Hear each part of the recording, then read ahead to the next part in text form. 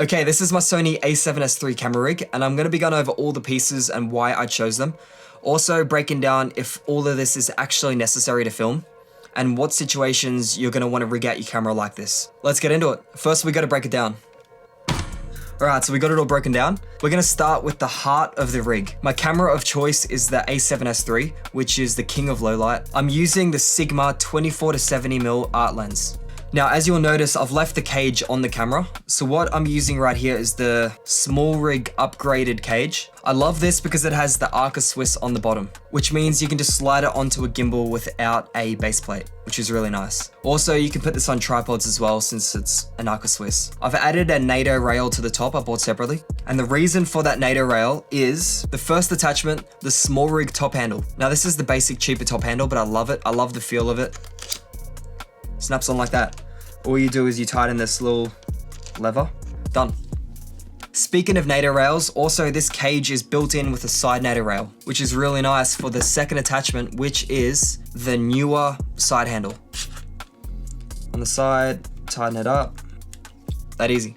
The top handle is really nice to get them low down shots and just carrying your camera around. Also adding different kind of attachments like a monitor, you know, there's other things you can add to this. The side handle is really nice because it widens your contact points, and the wider you hold, the smoother shots you're gonna get. If you hold in here, you're gonna get really shaky footage. Now this is the Neewer V-mount battery plate. It currently has a tripod base plate on the bottom of it because I didn't want to take it off. When you've got this cage on your camera, it pretty much just slide straight on. And now you have a V-mount battery holder. Now I like this option over the rail system as it's more compact, easier setup. I might be either upgrading to a rail system soon or getting another battery plate because this Neewer battery plate, I was tightening it and I broke the knob. So keep in mind if you're using this Neewer battery plate, tighten the knob too much, it's gonna snap. Now this is the Neewer V-mount battery. I'll link everything in the description that I'm using as well. So just check in the description what this is. But this is a 99 watt hour battery, which is the limit you can take on planes. So I think it's the perfect watt hours to go for a V-mount battery, because you want to get the maximum battery life possible that you can travel with. Obviously, if you're doing a really long shoot, you can go for bigger options. I think this size and weight is perfect. Now, all this does is it clips on like that. And now you've got a battery that you can either press into your shoulder or chest to help support the camera. And that's way more comfortable to be able to press this in. The great thing about this V-mount battery is it's got so many ports all over it. So you can power your entire camera with this. You can power your monitor, any external microphones, really nice. You can even charge your phone. It's got USB-C, USB-A, 12 volts, 8 volts, DC. It's got D-tap. Okay, so next we're gonna get into ND filters. Now this is the Mckinnon ND filter, 2 to 5 stop. If I'm shooting outdoors, that's the reason I would use this. I've also got the 6 to 9 stop.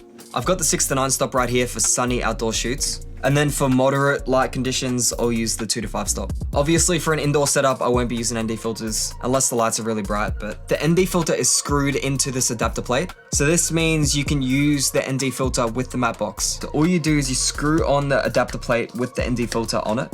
This is the small rig mini matte box, super lightweight. This just goes over the top like that. Tighten this here. As you can see, the matte box works perfect with the ND filter. When you're shooting outdoors, it's really nice to be able to have control of the light.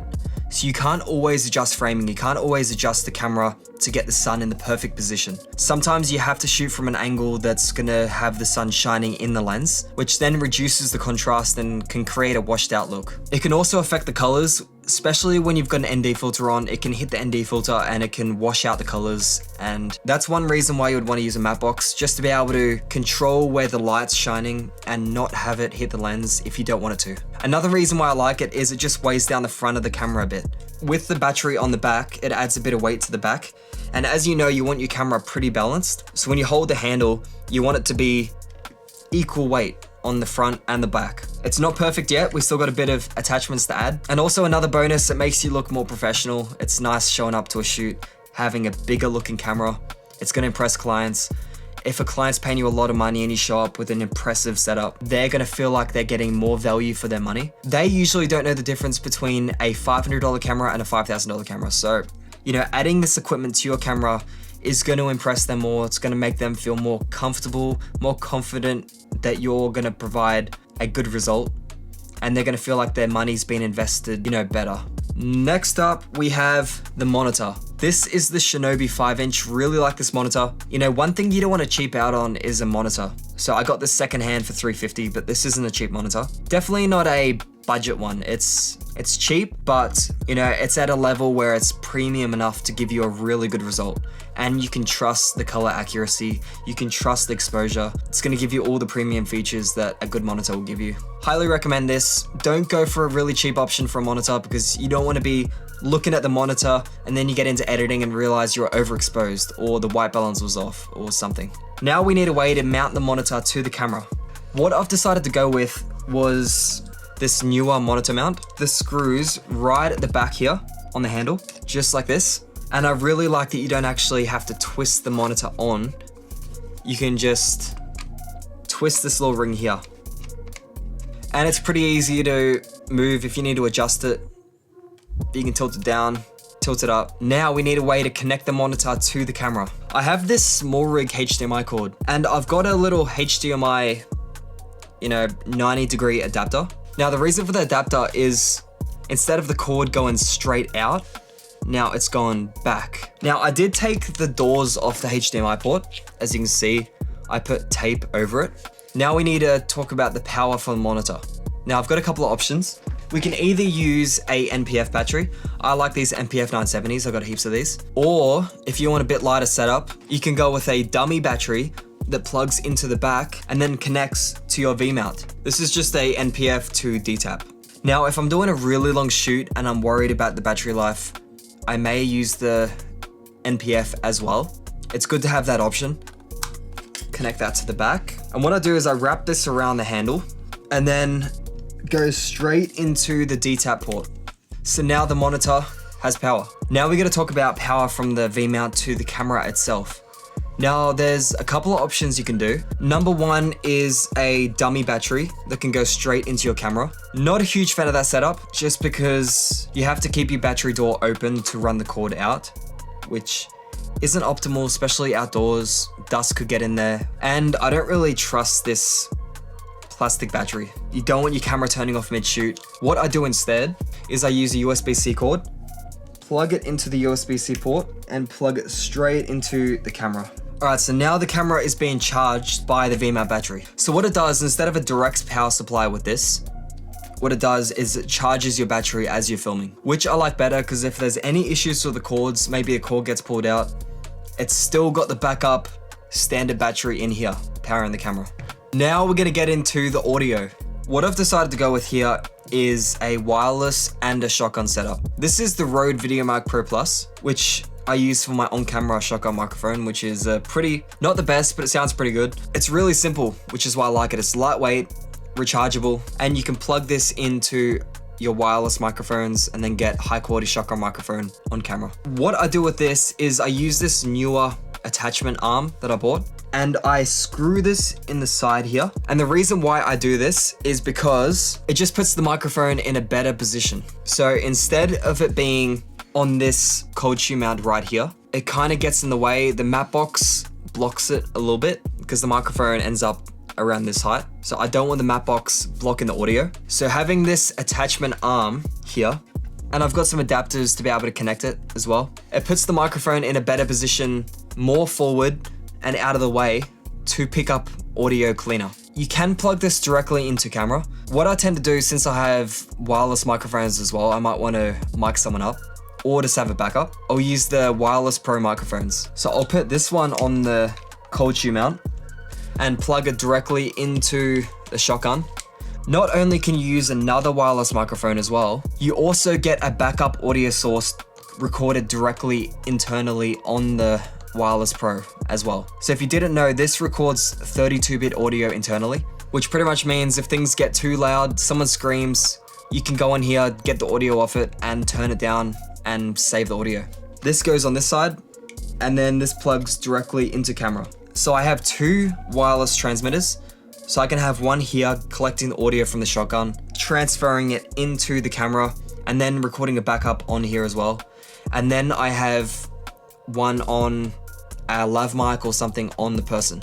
Now the way I build this always changes, so it's never the same. I'm always swapping out parts, I'm trying to optimize it. Depending on the shoot, you know, I might not use the matte box, I might not use the ND filter if it's indoors. If it's a shorter shoot, I might not even use the V-mount battery. This is kind of a big all-day shoot, prepared for anything. You know, if I need to get really clean audio, I'll use the NTG5 microphone up there. I'm recording on it right now. But the NTG5 microphone or a professional XLR microphone is a higher end audio source. The reason why I'm not using it on here is because the VideoMic Pro Plus is a lot simpler setup. The NTG5 is great for these kind of setups, but it requires phantom power. I've got a little phantom power box, which I can use, which can attach to the camera, but it just adds extra weight. If that little percentage of better audio isn't necessary, I won't do it. If it's for social media, not really essential, I'll use the VideoMic Pro Plus. Obviously, if I'm filming a high-end documentary or something, I'm gonna use the NTG5.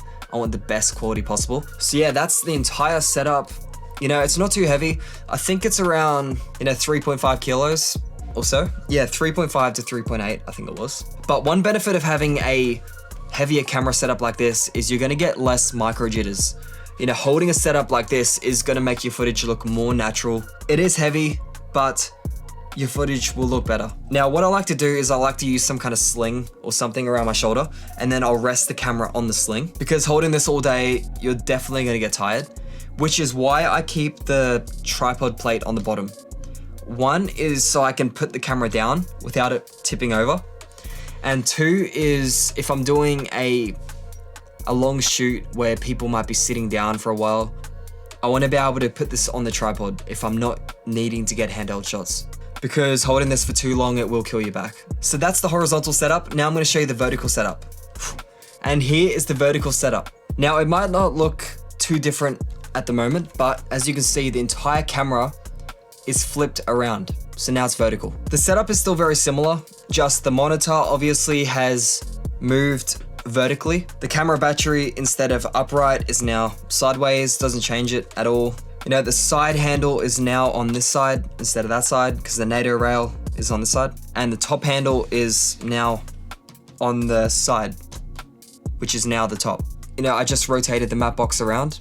Yeah, very similar setup. Everything still works, going from horizontal to vertical. I actually do a lot of vertical shooting these days, so I use this vertical setup a lot. Since a lot of businesses do need a lot of social media content, sometimes you're gonna do really big shoots which are vertical. So it's handy to get familiar with a vertical setup that works for you. Now here's a more minimal vertical setup, which might be better for, you know, like shorter shoots around an hour to 2 hours. This may work better. Now what I've done is I've taken off the V-mount battery and I've put on a NP-F battery onto the monitor to power it. But this is definitely a lighter setup, smaller, more compact. I'm noticing now I've upgraded to different attachments and equipment. It's definitely improved my video quality, but only in certain situations. Sometimes it could be a crutch. Sometimes if you add too many attachments, it can be a liability instead of helping you. So it's all about knowing when to use the equipment and when it's actually going to benefit you. But that's it for this video. Thanks for watching. Let me know in the comments if there's anything you would add to my setup or what kind of setup you use. I'll see you in the next video. Peace.